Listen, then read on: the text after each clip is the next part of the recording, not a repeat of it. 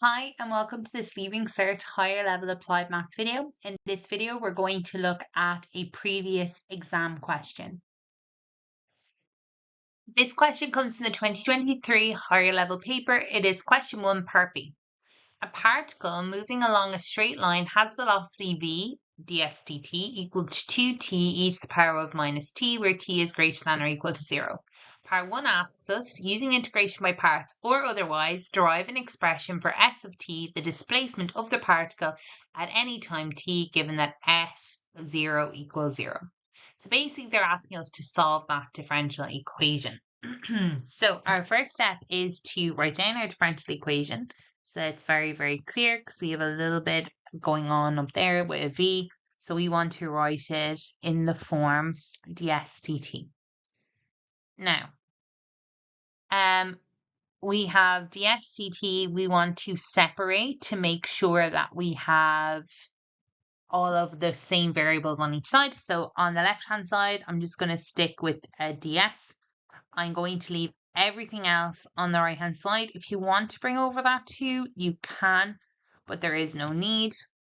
We're going to integrate. So when t is 0, they've given us this little piece here. S is 0, and we want to get an expression for s in terms of t. So that left-hand side, very straightforward, is just going to integrate to an s. It's good to do that straight away because that is worth some marks. Now, the right-hand side, usually we would do our little checklist. How should we integrate? However, they told us very nicely here to use integration by parts. So we go to our log tables and we have our integration by parts formula. The only thing you need to remember when using this integration by parts formula is the order that things must appear. So we have IN, L, A, T, E. So inverse, L for logs, A for algebra, T for trigonometric, and E for exponential. So we have two bits here. We have the T or the 2T, which is algebraic. And then we have an exponential. So they're actually already in the right order. So when we're integrating this, so I'm going to just bring this all to the side so we can work with it. So we have the integral of, and I'm going to leave the limits just for a second. So 2t e to the power minus t dt. So in terms of our formula, we have u dv. So this is our u and this is our dv. We're happy with that order. So what we're told to do is to first of all have u, which we have, but get then v. We don't have v. So a good starting point is to take our u and differentiate that. So that is du dt, which gives us 2. So du is equal to 2 dt. And then take our dv, and that's equal to e to the minus 2 dt, and then we integrate both sides, which gives us v is equal to e to the power minus t. That doesn't change, but there is a little bit of chain rule there. We do have a formula on page 26 that will just give us this as our answer. No need to put in any plus c or anything like that because we're going to use our limits when we bring that back to the question. So we get v is equal to minus e to the power of minus t.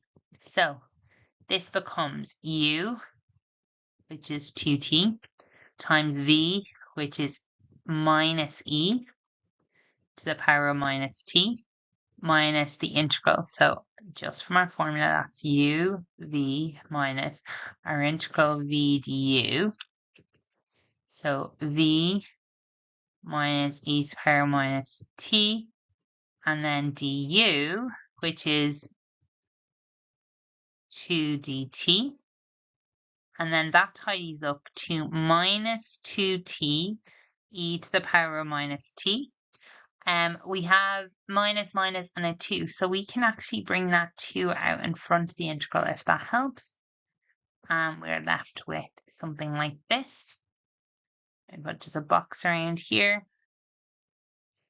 And then if we bring this down, we get equals minus 2t e to the power of minus t plus 2, and then this integrates to minus e to the power of minus t.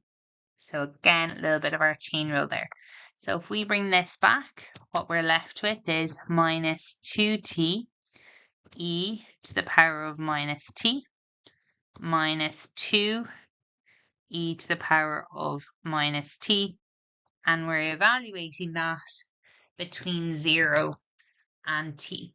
Be really, really careful in situations like this where we have a 0, we're subbing in. Subbing in a 0 does not necessarily lead to a 0. Just be very, very careful with that. So here we get s minus 0. So that is going to just disappear.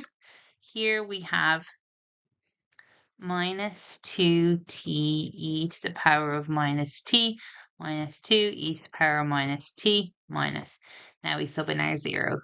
2 minus 2, we put a 0 in here, e to the power of minus 0, minus 2 e to the power of minus 0. Now, because this first piece multiplied by 0, it's going to disappear. However, this bit here, e to the power of 0, is actually 1. So what we're left with is minus 2t e to the power of minus t, minus 2e to the power of minus t, minus minus, and we get a plus 2 there at the end. And that's our answer. So then part 2 here asks us to calculate s of 3. So what is s when we sub in 3 for t? So s of 3, so that's going to equal to minus 2 times 3 e to the power of minus 3, minus 2 e to the power of minus 3, plus 2. Just give ourselves a little bit of space and let me label this.